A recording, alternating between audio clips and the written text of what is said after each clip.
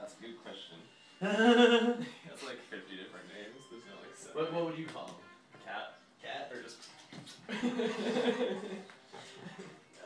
They should name him just to name Cat. Cat. What's the name of the cat? You already knew it. You're already ahead of the game.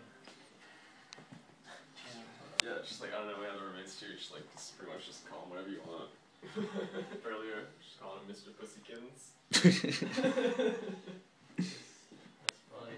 That's funny, man. Is that an original? Yep.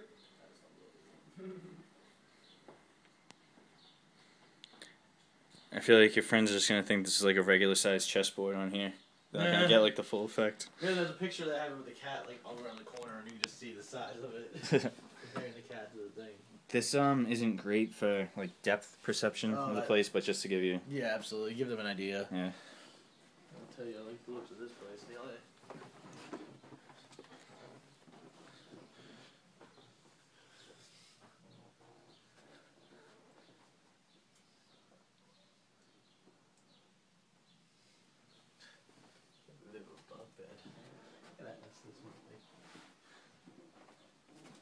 One more question. Feel free to say no.